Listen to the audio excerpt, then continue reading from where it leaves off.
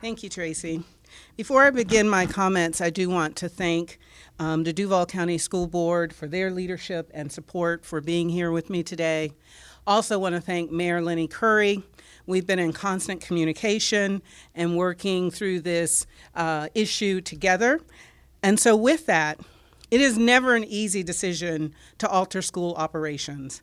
As a parent and school leader, I know the impact it has on families and employers and the community. I want to emphasize that we are unaware of any student or employee families with COVID-19. However, with the unknowns associated with student and family travel outside the continental United States and cruises over spring break, and with daily changes in guidance from healthcare officials on who should self-isolate, it is imperative that we take time to assess our capabilities to safely open our schools. Therefore, I am announcing that Duval County Public Schools will extend spring break for 1 week through Sunday, March 22nd. Again, I repeat, we will be extending spring break for 1 week through Sunday, March 22nd. There will be no school or academic activity next week, with one exception. We have SAT testing planned at several high schools tomorrow, and that testing will go on. We are requesting that any student that has flu-like symptoms or who has recently traveled out of the country to self-isolate and not participate in this testing. Appropriate cleaning before and after testing will take place in those testing areas. In addition to extending spring break an additional week, the following changes will take place when we return to school. 1, we are adapting our daily cleaning procedures to focus on frequent sanitation of frequently touched surfaces, including door handles, desks, and keyboards. 2, all field trips are canceled until further notice. 3, all large attendance events, including athletic contests, are canceled until further notice. We have asked any employee who has traveled out of the continental United States, including cruises, or student who has had close contact with another such traveler to self-isolate for 14 days. And we are reviewing leave procedures for possible accommodations for employees. We will keep our families informed about procedures for re-entry if they have traveled, for any changes or changes to online or remote education that may occur after next week. Again, I want to reiterate that we are not aware of any cases involving our employees or students. Our concern is all of the changes that have taken place took place while our families were on spring break. And so out of an abundance of caution, we are extending spring break also to understand what is the ramification of employees and students and their families self-isolating. What ramifications will that have on the school district? So with that, I'll take a couple of questions. Do you know of any changes or closures with daycares? That's not exactly your purview, but are you in contact with any of them or know of any changes with them? At this time, I am not aware of any daycare closures. And with polling locations, if they close the schools, are they going to be open for voting on Tuesday?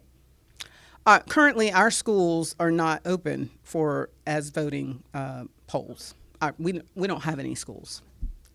Obviously, childcare for the super young kids that can't be home by themselves is a big concern that I'm sure you weighed as you made this decision. Mm-hmm. Are any accommodations going to be there for parents who might not financially be able to balance that?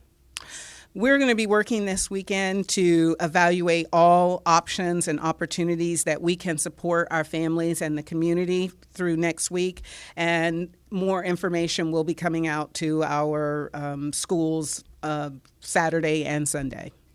For those families that also kind of depend on their child getting a meal from school, again, those maybe that are financially not as secure, are arrangements being made to make sure those kids that rely on that lunch meal or rely on that breakfast meal, that they have some kind of access to that? Again, that's another one of the topics we are addressing over the weekend to ensure that we can notify our families of the opportunities that we will work with community partners. We're already in conversation with Kids Hope Alliance, United Way, and we will map out what's possible for our families next week. How will this impact the rest of the school year? Will students have to make up this week at the end of the year? It will impact our school year. We don't know to what extent at this time. As I stated, we're working all weekend, and that's another one of the areas we have to address. But our primary concern right now is to find out how many of our employees and students will need to self-isolate for 14 days, as well as support our employees and students by extending spring break another week. We may have the opportunity to have locations open for the possibility of daycare, the possibility of providing food for our students. So we have a lot to work through between this evening and tomorrow to ensure that we're going to put our community in the best possible position to be successful next week. For hourly workers who could possibly, again, you said you're not aware of any positive cases or anybody being tested, but for hourly workers that might have to self-isolate once you get back to school, if anything's found out, how are you handling that as far as pay? Obviously, they have some sick leave that they have access to, but how will that work out? Currently, we're in conversations. I'm very proud that our union president is here. She's been very supportive and working with us, and we'll continue those conversations. Again, our number one goal is to ensure we can support our employees and our students. And by extending spring break, that will give us an opportunity to work through all those issues and have answers for them. So there's no, in terms of next week as well, there's no talks of like virtual classes. This is just an extension, as you mentioned, of spring break. So no, they won't be taking classes or classes over teleconference. That is correct. This is an extension of spring break. And as I stated, we will be working to understand what time has to be made up, especially for our high school students. There is a seat time requirement, and we will continue to ensure that if at any point that schools are closed for an extended period of time, that we are prepared to offer online home education for our students. And do you have the schools that are testing SAT over the weekend?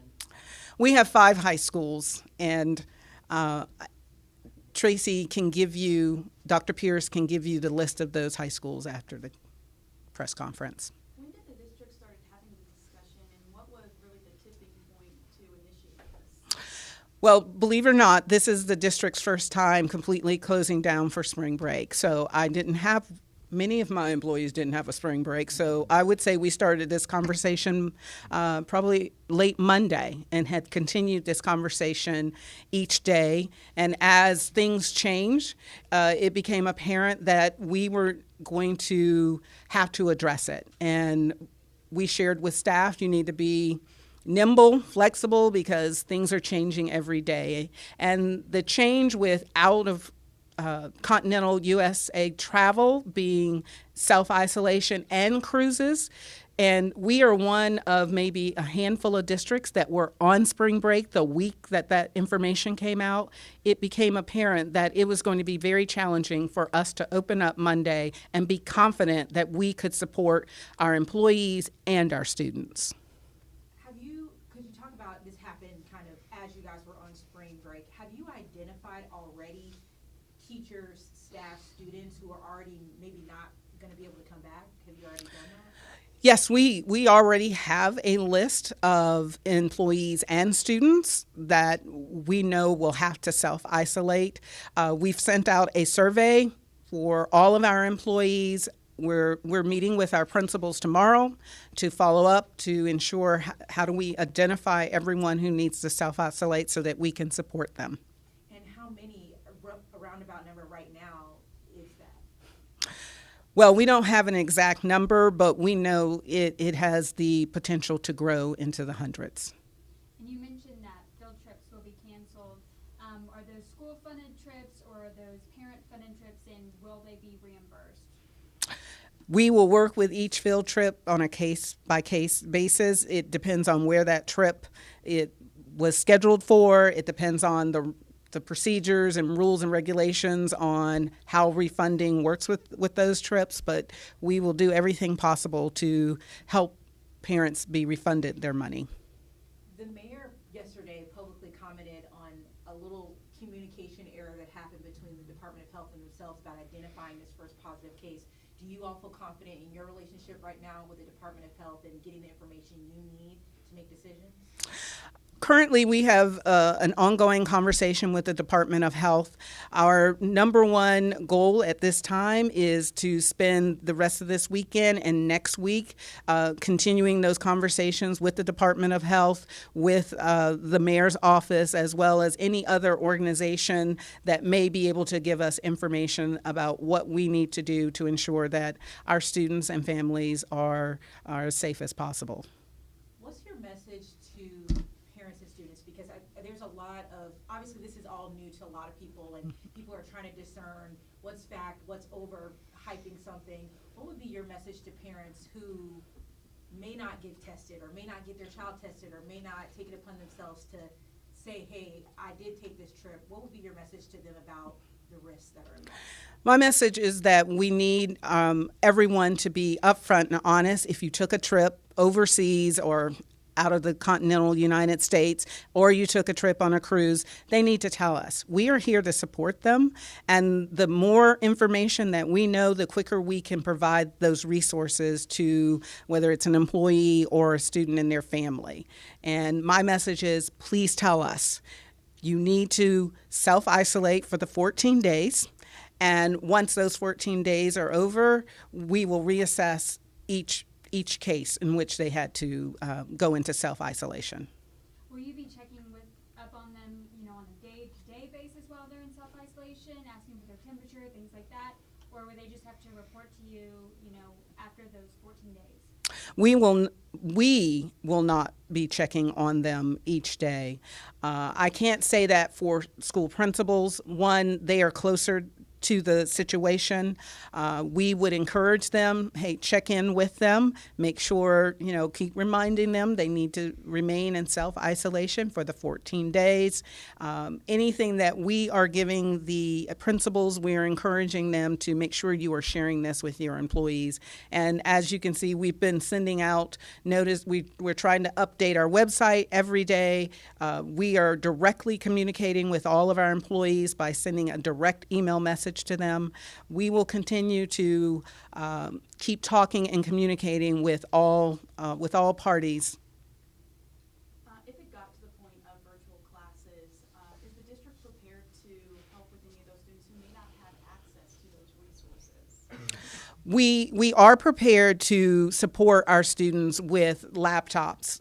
We are prepared to support right now many of our high school students with Wi-Fi access. But we are also prepared to go back to the old-fashioned way where you have packets of information, especially for our young children. Our goal is not for them to be online for 6 hours. So we are doing a variety of instructional formats to ensure if at any point we have to extend our schools being closed, we are able to provide instruction for our students. Will staff be paid for next week? We will be working through this. It would be my recommendation that we keep our pay periods normal and that we would continue to move forward with that. But again, though, there are some conversations that will be had over the weekend and next week. Are you planning another news conference this weekend or Monday maybe?